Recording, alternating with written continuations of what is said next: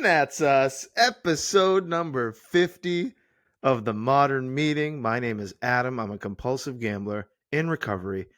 My last bet, February 8th, 2022. My name's Eric, and my last bet was August 2nd, 2025. And for those of you who are like, why the hell did he start the episode this way? That is how we started every episode of our podcast. And that's us. We are out of breath. I am Adam. And I'm Eric. And that's us. And that's us. Episode number 14. I am Adam. And I'm Eric. And that's us. And that's us. Episode number 15. I am Adam. And I'm sweating. And we are out of breath. Out of breath. Available on Spotify and Apple and wherever you find podcasts. But Eric, welcome to the Modern Meeting. Thank you so much for being here. Thanks for having me. I'm having a great time already. You caught me just before sleep, though. For those of you watching on YouTube, you can see whatever the fuck is under his eyes right now. I live in Vegas. Do you really? What is that?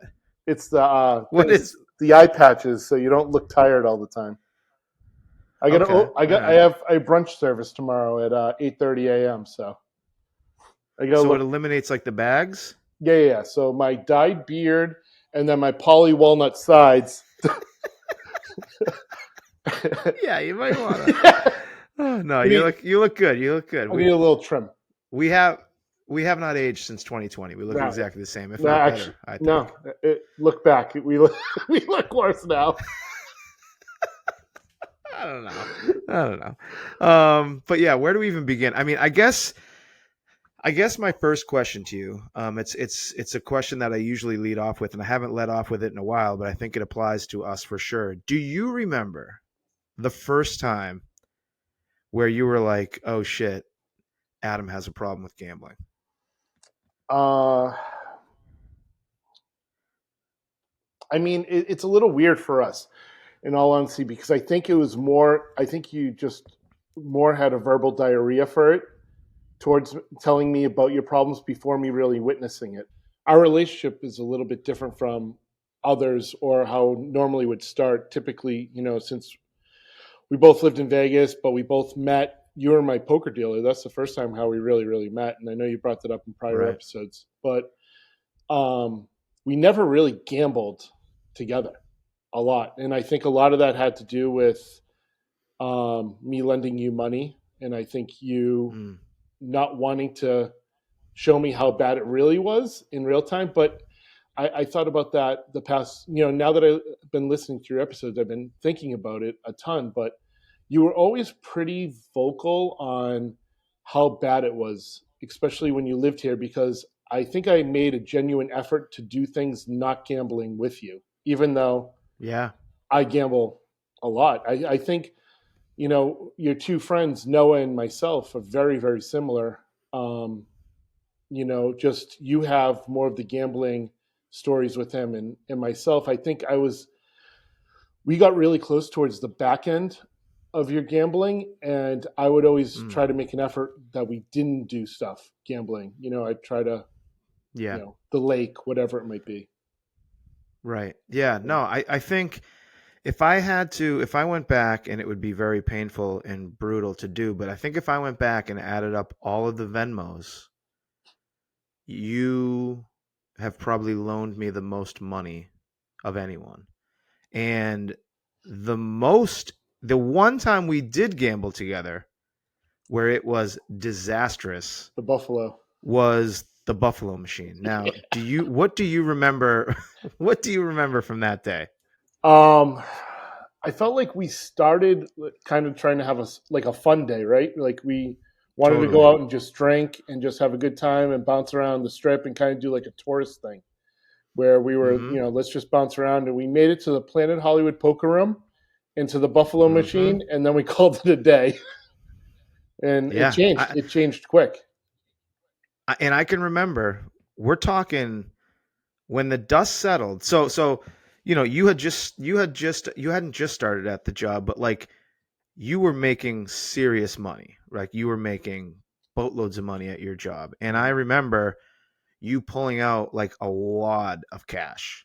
And so me, as a compulsive gambler, and as you know, as you've as you probably already knew, if you don't know, but you know by listening to the episodes, that's like chum in the water for me. So Mhm. like when I see you pull out that wad, once I was broke, once I was broke and you were like, all right, what are we gonna do? I'm like, come on, dude, like this is gonna hit. And we chased that buffalo machine for like we put like 3 grand into it Uh, and we split it. yeah, it was a good amount of money. Yeah.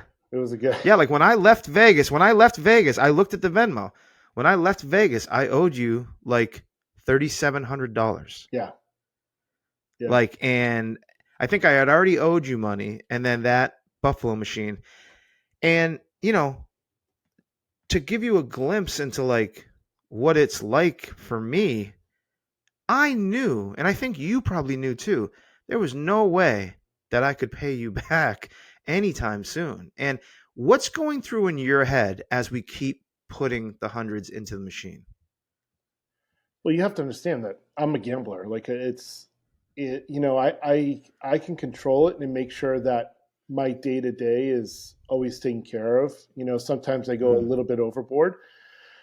There's a good amount of times where I've gone overboard where more than I should have done. But my train of thought and my whole entire I'm not going to give it unless if I needed anything back right away, then I'm not going to give it.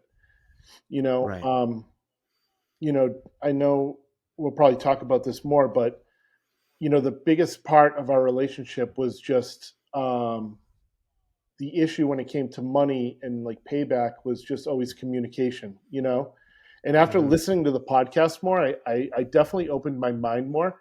Like I never. I'm trying to think of the way to say it clear, but I never worried if you're going to get it back. The problem is the avoidance. So if you owed me a good amount Totally. of money, you would just avoid me. And that's Mm-hmm. what would make things go sour. And then you Yeah. would something would happen. I don't know if you'd win or things would be good, or you had like the good job in Texas and you pay back a little bit and you'd start the contact back again. Yeah. Um, but I also think that's why we didn't have those gambling sessions. I mean, occasionally, I remember one time we went to Mandalay Bay, and I was just Yep. We play poker. Yep. bluffing everybody on the table, and you were going crazy because you couldn't Yes. understand how I was winning, you know.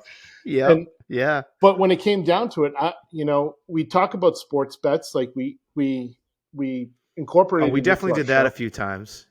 Yeah, but it was it Yeah, was we it did was. that. Did you ever sit at the sports book with me though? There was one Sunday where we went to the Venetian. Yeah, it was awesome. Yeah, Yeah. remember it was supposed to be Gava and it said Gaga. Oh, Remember that? People are thinking Lady Gaga is going to show up to the sports book and it's just us walking in. Hey. two big guys just Oh, that's jolly funny. as hell before 10 a.m. before the first kickoff, where we think we're sharps. Oh my God. That's what you should do. You should So, just record as the day progresses, just the mood, just like sour. oh my God. Well. So I mean, we're going to be bouncing around because we're Yeah. just. But the thing I was going to bring up later, but I'll bring it up now because you bring it up. You're nice enough to get to include me in the Jets Patriots game where we were on the field, right? And so we're driving there. We start in Rhode Island. We pick up PJ. Shout out PJ. Yeah. And Zoe was with you, and so it's the four of us. We saw, oh, yep, PJ on your shirt, yep, for you guys watching on YouTube. So we stop at the New York System for the hot dogs. We all get like 3 or 4 hot dogs each. Awesome. Then we drive an hour south. We stop in New Haven. We go to Sally's a Beats. Yep. We And finally get to the hold game. on. We went to Sally's and we went to Frank Pepe's. You're right, because we got the clam or the potato or something. Yeah. Oh my God. So yeah. So we're like we've had first lunch and second lunch, and then we go to the game, Yep. and you know there is no reason under any circumstance for me to not be in a great mood. I'm in New York, my favorite city in the world. I'm with my friend. We're at a Patriots game where they won 33-0. But I was fucking miserable from the second quarter on because I bet the over. Yep. Yep. It And you ruined the rest remember of the that, night. right? You were, Oh, it ruined the rest of yeah, the night. yeah. I Like mean, you, if you don't care, I mean, I'll just explain it. Like, it God, yes, go. we're having a great time. We're on the field for pregame. We get to hang around during all the pregame warmups, have a great time. We go up to the seats. The seats are great. We watch the game. The Patriots destroy the Jets as usual. Everything's great, but I think even the over under it was very low anyways too. And I think that's some of the frustration that you had because it was like 38 or some garbage or whatever. Mm, I think we had the same bet. I think maybe you had a little more than you told me, but as the game ended, I said, "All right, let's hit the city," and you're like, "No." You're like, yeah. let's go to sleep. I want to leave first thing in the morning." You are already planning on getting out of the city as fast as possible just because of the bet, Hmm. and Yeah. so I think I gave you a hard enough time where you stayed down for one beer and then you went upstairs, and then Hmm. you were annoyed, so you were texting me throughout the night that the other person you're sharing the room with was snoring the whole Oh my time. god. Oh my god. He so was. Yes. In the morning, But no, yeah, that you were still feeling it in the morning. You were like, let's go back. You were yeah. ready to go. Well, no, and that's like the sad part about about me and gambling is that when it was good, which it rarely was, but when it was good, I was the greatest guy to hang around with. And when it was bad, yeah, I not only did it ruin my night, but like you said, I ruined everyone else's night because I could never just like ignore it, or I could never just let it go because whatever I was betting at the time was most likely like all the money I had, if not like I was in the negative, right? Like Yeah. so yeah, but so now let's go back to the beginning. You mentioned that you're a gambler. For those modern meeting listeners that don't know you, just give them a quick, where you're from, growing up, your relationship with gambling. I grew up in Boston. I think I can actually remember the first time I ever bet on a football game. It was I was working a night job at a bar in Boston. I had to be maybe 21 or 22. I was still working for the Red Sox at that point. And I bet on Brett Favre's game, the Monday night game after his dad died. Against, And everyone in the bar was, I forget who it was I think it against, was but against the everyone in the game was Raiders. like, oh, possibly. But Yeah. everyone was like, bet it -3. At that point, I didn't know what any of that was. I was like, -3? Oh, so you're going to win by a field goal? And they're like, yeah. Like, all right. And blew them out. And obviously, that always happens, right? Like the first time I remember playing blackjack at Foxwoods, I bought in for like $100. And I remember I won like 700, and I thought it was the greatest thing in the world. I thought about quitting school. I was like, this is easy. Yeah. So it kind of started there, but I was into poker right away. I heard you tell a story about you went with your dad or friends of your dad or whatnot, and you used a fake ID to play poker. Yeah. And actually, the first time at Foxwoods, I used a fake ID as well. Mm. And I remember vividly, my dad was playing. My dad is very, very conservative, same way like your dad. And he would play. I think at that point he'd play like 2-4 limit, Yeah. like watch stuff dry on the wall type Yeah. games. And he was like, I'll play no limit with you. So I sat down, and some old lady at the table was like, come on, kid, come play. And I didn't know how to play. And of course, the first time I was winning, I Hmm. with no skill whatsoever and no idea even of like really how the game is played. And I won. And I think that was a little bit that sparked my interest, Mm. in all reality. It was just, you put together some things and it seems easy and it seems fun, and you're having a good time. Um, So when, it would go it ahead. would go ahead. No, no, I you was gonna go. say it would progress where I think it was really because I was in the bar scene. Like when I had a management job in my early 20s, you know, the vices are all there. And I've never done any drugs, and I drink, but I'm not. I'm more of a social drinker. Like I don't drink at home. I don't go out for dinner. Holly and I go out to dinner. I don't go out and have a bunch of drinks. I'll drink a soda. But if I'm out with the guys, golfing, whatnot, so I think the one vice, that I really enjoyed was gambling. And I relate to a lot of your stories because there were plenty of times in my 20s where I would turn down events or turn down going out because I wanted to play poker. Mm. And I would drive down to Foxwoods, play for 10 hours, drive home, stop at a rest stop, take a nap just because I'm scared about driving back in the city, Mm. and drive back. I think I think that I had some close calls though in my 20s where I couldn't pay rent and whatnot, and I was able to smarten up a little bit and be like, all right, you know, I can't go into the well so many times to my old man and be like, hey, can't pay my $1,100 or whatever it was at that point in Right. Boston. It was always expensive, right? But um, so I think that benefited me a little bit when moving to Vegas because I tell everybody now I gamble less than I did when I was back in Boston. Yeah. I think maybe just because it's within our arm's reach, and I know it's always there, so I don't always have to run to it. Mm. Um, but it was a little different. Like when you were out here, I was in the first house I had, and I was renting. I didn't have a ton of responsibilities. Holly and I just started dating, so there wasn't the worriness of being like so much like an adult, if that makes sense. So I For didn't sure. have to. I didn't have a ton of bills. I didn't have to worry about Holly. I didn't have to worry about when we had four dogs. I had my dog and myself, and that was it. Like Mm. so everything kind of I was definitely more aggressive, and then as things more responsibilities bundled up, I definitely curb it a little bit more, or I don't say I curb it, but I bring down what I'm willing to risk. Yeah. So going back to Foxwoods real quick, because I know that you've told me about some of those stretches where you would play there a lot. And how do you explain your ability to go through that stretch in life where I would say at that point, right, you were probably bordering on being a compulsive gambler. But how do you Oh, then sorry. how do you then how do you explain getting out of it and then being able to do it responsibly? Besides I mean, everything that responsible. besides everything that what you just said is like once you have more Yeah, bills and that, but it's like I don't know, I just for the mental aspect of it, I the fact that you I were think going so much, and then how do you help me, an addict, explain how you can just kind of like adjust it? You know what I mean?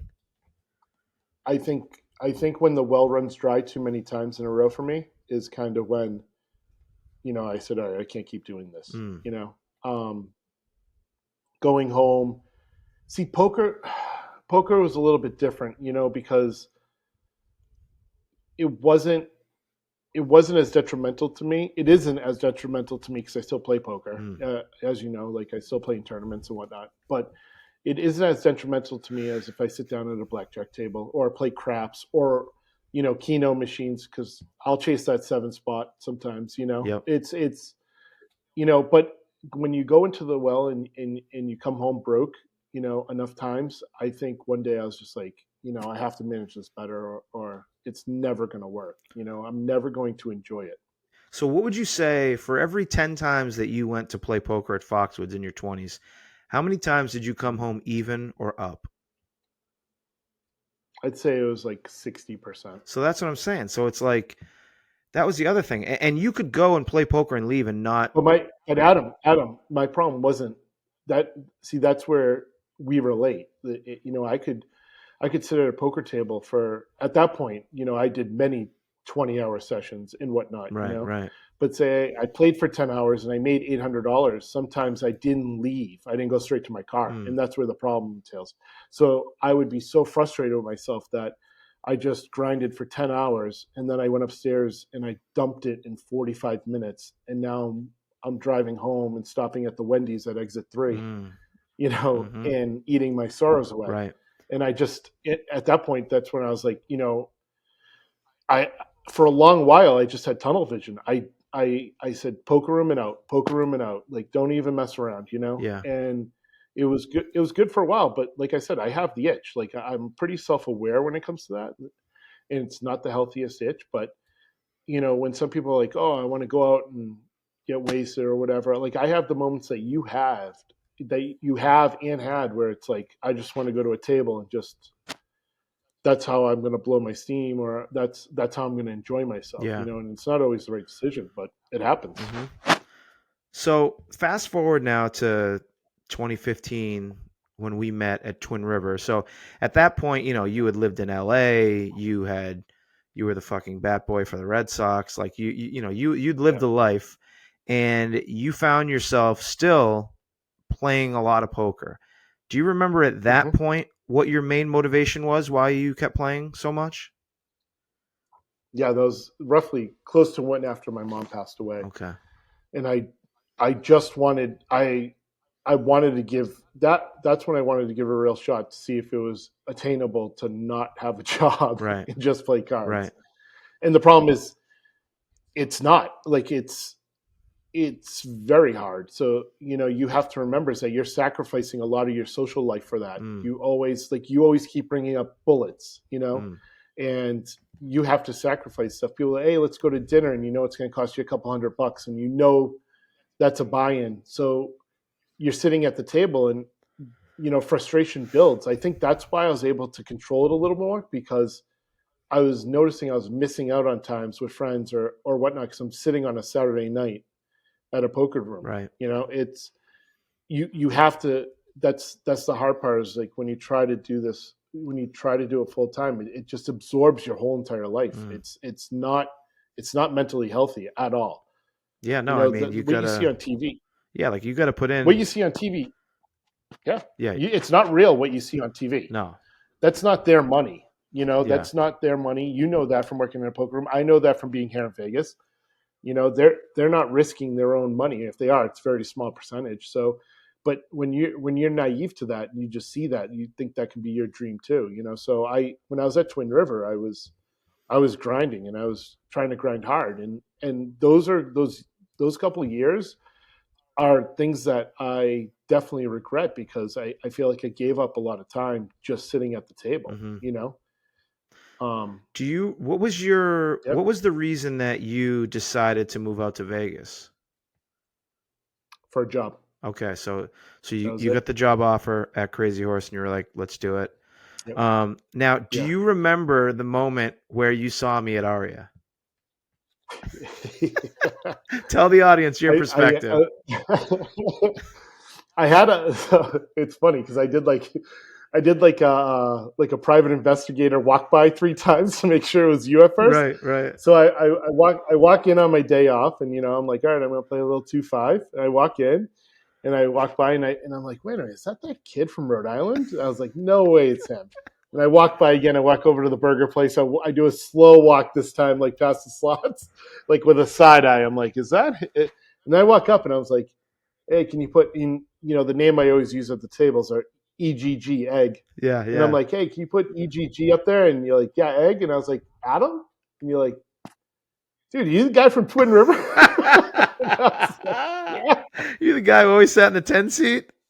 Oh my God. always, Oh, it's so funny. always. Yeah, and then it's like, yeah, I remember. So the things that I remember from that like 3 weeks, I feel like it was longer, but it really wasn't. I think we saw each other like 3 or 4 weeks before I left, right? Yeah, I feel like it might have been a little bit longer than that, but I mean, it's inside of 2 months, no matter what. Yeah, If yeah. it might be even less than that, But but I yeah, just remember I couldn't get over how quickly we just like gelled, like how quickly yeah, we just became so close so quick. And it really was like I can remember being like, this is a point in your life where like you want to stay here. You know that like something awesome could happen, but it was just like okay, the easy road was just to stick with what I had. I had the job lined up at Springfield, and like there was just so much unknown. Like, who is this fucking guy? Like, is he really like what he says he is? And it's just like I will never forget when I came back. So I leave in July. You do yeah. your thing, and you tell me all these big things that are going to happen while you're sleeping on my floor. And I'm like, okay, guy, like, we'll see. And I leave, and then I come back in April. I come back, 10 months later, whatever it was. And you're like, oh, you want to come see the house I'm building? You want to come see my beautiful girlfriend? You want to come see all these things? I'm like, motherfucker did exactly what he said he was going to do. And I can just remember being so fucking jealous of you in that moment. It was a combination of being jealous and a combination of like just what if, right? Like what if I stayed? You know what I mean? Yeah. And yeah, it's just it's something that I always think about. So what was Yeah, but can I say yeah something towards that? Let me say yeah something towards that. Like, you're very endearing. Like, you know what I mean? what do you mean? So people, like, you have a great personality. You have a good personality. You want me to keep going with the compliments? You're like, no, I don't understand. What does endearing What does mean? amazing mean? Yeah. Hold on. Did you say handsome? Where's Norris? Fuck him.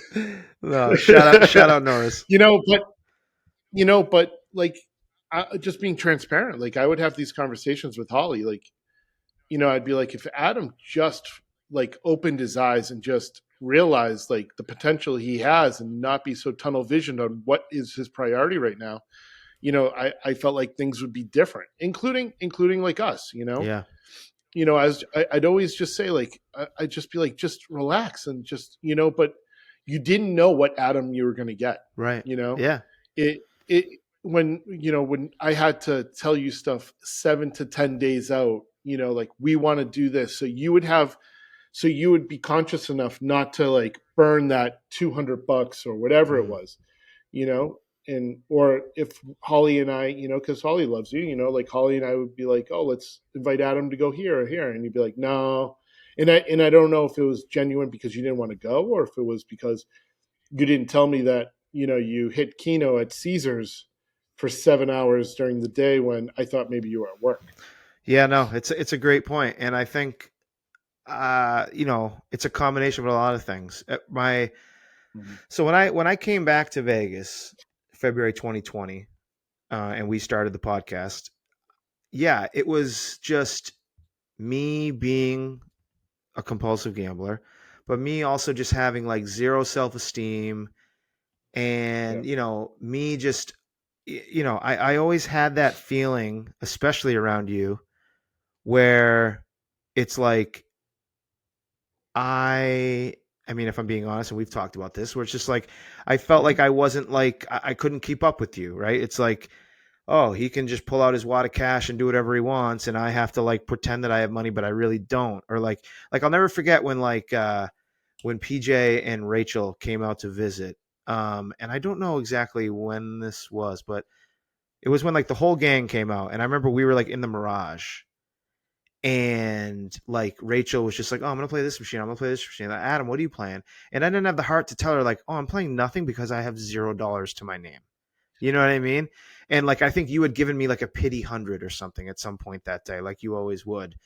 And I can remember you giving me that 100 and me having like the dream of like, all right, I'm gonna turn this into fucking 2 grand. You know what I mean? And then immediately yeah, lose it.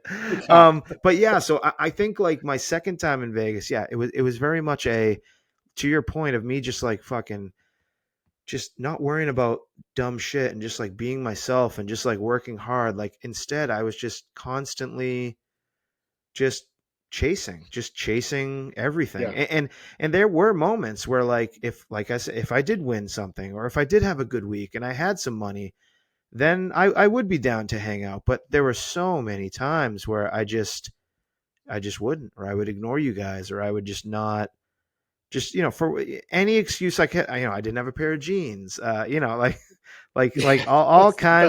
all kinds of different excuses. Yeah. Yeah, but so what would you say once you witnessed? So you mentioned that like I talked to you about it a lot, which is definitely true. Like you from 2018 to we've had a little sabbatical here recently, but for a good 3 or 4 years, we talked a lot, and you knew everything about me. You knew every single fuck up I had, and I would always get advice from you. Did you think in that moment, at any like in any of those points, did you ever consider like telling me like that I needed help, or did you think that it was pretty much up to me to figure that out? No, I think we even had conversations about it. I think I told you a couple times. I remember you said you were going to go to a meeting, and I was like, "Go." Yeah. I because you would have these meltdowns where you'd say like, "Oh, I might just move home. I might just do this," and I'm like, "Adam, there's other choices. Like I can help you stay busy. And like I said, starting from the beginning of this, that's why I think we didn't gamble as much, because I think Holly and myself always made a concerted effort to try to do things that weren't around gambling, Mm. just because I knew what was always going on. Even when we were doing, the beginning, you have to remember is that on St. Patrick's Day, right after you came back, we went into COVID and we went into shutdown for 6 months. So we had that time where we were just doing the podcast and there wasn't much to do. We went to the lake, that one time, but it was a lot of nothingness, because we couldn't go anywhere. The city was shut down. Yeah. So that's where I think we had our strongest point, to be honest with you, because you didn't really have a chance to gamble. So it was, you were starving to bang out episodes of the podcast. You're like, let's do another one, let's do another one, let's do another one. Mm. So that fully absorbed your life because you didn't have the opportunity for gambling. But then the minute they opened it up and you could gamble with a hazmat suit, you were there. So Yeah. And, you're like they have to spray me down before I get in the casino, but I'm in. When COVID first started, you wouldn't shake my hand, and we were the only people that talked to each other. But the minute they gave you a chance to hold a chip, you're like, see you later, I'm in. yeah. I can remember us. Yeah, we started recording the podcast in like early May, which was like, Mm-hmm. the world was still shut down, like nothing was open. I can remember us like driving down the strip to go to the podcast Nothing. studio and there's nobody there. Just crazy. Nothing. Um, Yeah. and So I think that's where our relationship definitely was the strongest. oh, for And I sure. think it's because gambling wasn't there to wedge it, you Yeah. know? Yeah. No, and I think too, like, you know, you say that I wasn't gambling, but I do remember, March, April, I was playing online poker every day on Okay. WSOP in Nevada. And so, but once again, it's like, it's poker. So like, you can't, poker was never as destructive as everything else was for me. But, so let's talk about the podcast a little bit. Cause I think it's interesting when I go back and think about the podcast, to your point, I mean, it was going good. We enjoyed it. People enjoyed it. Mhm. And granted, looking back on it now, it's like, I listened to some of them and they are pretty funny. They hold up. But, you know, what do you think, having 5 years now to look back on it? I know what I think. I want to know, what do you think ultimately like made it fizzle out? Um, I think, in all honesty, it was on my side. I felt like I didn't know the Adam I was going to get every single day, and that wasn't just when we were recording, you know. So if we needed to get something done and I didn't have time to do it, or if I was putting it off, because there were definitely times where I didn't make it a priority. Don't get me wrong. Yeah. Like there's definitely those issues in there, but depending on how your day was, and granted, you have to remember is now I'm basing thought also of like listening to your podcast now, so there were definitely days where I was like, oh, Adam's being a little too much right now, or Adam's demanding right now, or whatnot. And I, I'd be like, he's having a bad week, he's having a bad day, but you know, is it gambling? I don't think that was always on the forefront of my mind though. I just was like, man, he's driving me crazy. Like, why is his mood swing so Mm-hmm. crazy? You Yeah. know, and like I said, it wasn't all generated just on when we were recording. It was, hanging out, or going by your place and hanging out, or you not wanting to do that, or going to grab food and you not wanting to do that, or you giving me a hard time about something, and I definitely barked back. I'm not saying like, I don't want it to sound like it was all your side. I think there was frustration on both sides, but it was definitely like mood swings sometimes. There were moments on the podcast where when Norris was around, I'd look at Norris and Norris would just look at me, and I'd Yeah. be like, Adam, like it's not that big of a deal, Right. but you know there were there was multiple things on your mind outside of just the podcast, and the podcast, I think at that time you were looking for that to be an escape, and we didn't really totally understand how bad the gambling was. Or maybe I did, but like I said, I was never fully around it. I would just always deal with or listen to you on the phone call on the ride home from wherever you're coming from, Mm, you yeah. know, or if you were like, I literally have no money, and I would, send you money so I knew you could get through the day or have gas or whatever you needed to do. Yeah. I think, So I think there were outlining circumstances that affected it. yeah. So if you talked to me 2 years ago or 3 years ago or 4 years ago, I would say that the reason it stopped was because Eric worked more than I did. I wanted to do it more than he did. And it got to a Mhm. point where I thought I was the one being the oversharer and Eric was holding back. Now Mhm. what I think is that I think the first thing was accurate. I think, you had an actual job. Like I was literally like working part time at Aria at that point, even though I was full time, but I was like furloughed and I was just living off of the stimulus money. But you like actually were working, like, and so Yeah. there was that. But as far as like me oversharing and you not sharing enough, looking back on it now, it's like I was not even really being that truthful on the podcast. I feel because Mhm. I was not disclosing like what was really going on in my life, which was that I was just a fucking gambling maniac. Like there'd be little tongue-in-cheek jokes that we would make and I'd be like, oh yeah, like when I go back and listen, and it's like we didn't even like I didn't want to swear or I didn't want to say fuck. Like I would say like make love, or like if someone said like, I won't say the C word, but not that C word, the C word when you ejaculate. Yeah. And like I'd be like, oh, don't say that. But it's so it's like, I don't know, it's just weird.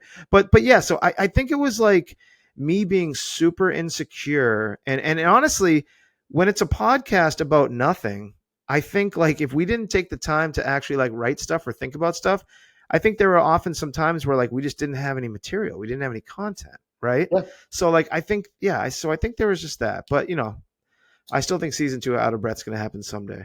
But so now we're up to the point where I decide to leave Vegas for the second time, and I'm going to National Harbor. And Mhm. can you remember from your perspective what that was like? Yeah, I didn't want you to go. Yeah, I I want you to stay. I I felt like you were just doing an escape thing. Like, here's the thing. Like, I felt like you made Aria sometimes out way worse than it was. totally. Just and that's what I also felt about the podcast sometimes. Like when we would bicker and stuff, and Hmm. I try to relate it. I'd be like, Adam, it's like a relationship. You know what I mean? Like we're working at something together, and we're not going to always see the same way. But I felt like you you say it so perfectly in prior episodes where like you built up animosity, and you were just like, oh, it's not being run right. They're not giving me a chance. They're holding me down. Blah blah blah. And you were leaving. And I was like, no, just stay. Like you have a great situation. Just stay. I think at one point even like you had a good living situation for the most part Oh my too. god. Like Yeah. cost wise, I mean, what were you paying to live I there? was It was literally paying like 400 or 500 $600 I think I paid to live in a very yeah. nice house in Henderson, Nevada, right? Yeah, let's no, this is good. This is good. Let's run down the stats of what Adam walked away from in October 2020. You ready? So, a Yeah. job at Aria where one of my good friends there is now the director of poker operations. Shout out Ryan. You know Ryan, bald Yep. kid. Yep. Hmm. Ryan is the director of poker operations. If I stayed at Aria, I am minimum shift manager there right now. If not, Yeah. I might be like the job below him. I know I Hmm. would. I was living in a place for $600 a month in 2020. I had my own bedroom. Me and Nora shared a bathroom, but it was fine. We got through it. Yeah. I I had, I mean, my monthly nut was like not that much. Under 1,000. Yeah, not that much. Like, well, no, it wasn't under 1,000, but it was under Yeah. under 2,000 for sure. Um, I had a nice car out there. I had you out there. I had the podcast. Like, and to your point, instead of just taking my ball and going home like I did 12 different times over the last 10 Yeah. years of my gambling. Yeah, like I left there to take a job making a little bit more money, but my rent went from 600 to 1600. My I have zero friends. I don't know anybody there. Like, Yep. we end the podcast like, I don't think Riverside existed back then, but we definitely could have did it on this. But yeah, I just it's a perfect example of, I can't look back, and I knew that during this conversation we were going to, and it's going to make me feel a certain Hmm. type of way. I mean, everything happened for a reason. I'm here now, and I'm doing good. But yeah, it's a good lesson for anyone who's listening right now who thinks their boss sucks, or who thinks like they're getting treated unfairly, or thinks that I'm telling you, and I know this is like the understatement of the century coming from Adam Lyons, but the grass is not always greener on the other side. You know what I mean? And it's just like It never is. never, you know, It never is. never. And if I had just hung on, yeah, who knows what would have happened. But the problem is that at that point in my life, there was no hanging on to anything. Like I was so sensitive and so reactive. Like I never thought before I spoke. I never, I would get so angry so fast. I'd get so sad so fast. I'd get so happy so fast. Right? It's just all the Yeah. products of being just in that fucking You addictive fucking state of mind. now that I look back at it, there's tons of situations where I felt like I always knew that your vision was cloudy, and there was always something else like clouding the vision. Because perfect example is like we'd go to the lake and you would have the best day and had nothing to do with gambling. You had no worry in the world. We're playing bear pong in the lake. We're riding around on jet skis. We're having a great day. Everything's going great. You're meshing well with all people you don't know, people you know. Everything's so great. And on the way home, you're like, what a great day. We need to do more of these. And we just didn't. Yeah. You know, it's just and definitely were invites out there. Oh, I'd be like, Adam, let's go so here or I whatever. And remember it was after the lake, and I think it was the very next day you invited me to a pool party. yeah. Literally a pool party with like strippers or beautiful women. No, they weren't. No strippers. They were strippers. Beautiful cocktail waitresses from a strip club.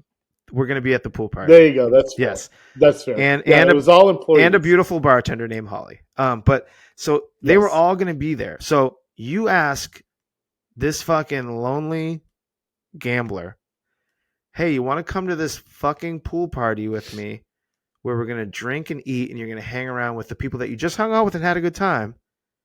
Literally, most of them. And Yeah. and I said no. And if I'm, you stick me with truth serum right now, I said no because I would rather gamble. Yep. Didn't want to take my shirt off. Would have felt like socially awkward. Just didn't know. Am I going to be the eighth wheel or the ninth wheel or whatever? Like, is it all couples and me? Like, But see, that's where I would always talk to you and tell oh, you I like know. how wrong you were. Like you had a good job, you had relatable conversations. It wasn't like you hid the gambling well. Mm, When it came to that like introductory conversations with people or like the beginning of friendships and relationships. Because I work at Aria, great casino, one of the best in the country or best in the world, right? I work in Aria Poker Room. At that point, one of the top casino poker rooms in the country. Like everything. Funny, like would crack jokes, but like just always found a reason to not go. or I always So found a it reason. was I always found a reason to like be pessimistic about it or downplay it. Like yeah. as you're describing Aria, in my brain, I was like, okay, it was, but like I was making 19.50 an hour plus tips, or like It's irrelevant. no, I know, but that's just what I'm saying. Or like, oh Yeah. yeah, well, we just hired like some fucking bum from fucking the Luxor, and he's terrible. Like, so instead of just being Yeah. like, nope, you're right. Like, it is a very, it's one of the best poker rooms in the world, and I'm a full floor at it. Like Mhm. people, people, that was a job that people couldn't get. That's why I went back out there from Yeah. Springfield. It was a full-time floor spot. Those don't happen all the time. And yeah, Yeah. I always found a way to make everything negative. I always found a way to to just like come up with excuses to just fucking escape and I, gamble. I remember one time we went to a dinner, um, and we were doing the podcast, and we invited you to come to dinner. I forget where it was. It that doesn't matter. But you were like, no, I'm not feeling too well. Blah blah blah. And I went home, and at like 1 in the morning, you called me and told me you had no money, Yeah. and I got furious. I didn't get furious at you. It was like one of the few times where I was like, I can't help, just because I was like, I invited this guy, this asshole, to come out and have fun.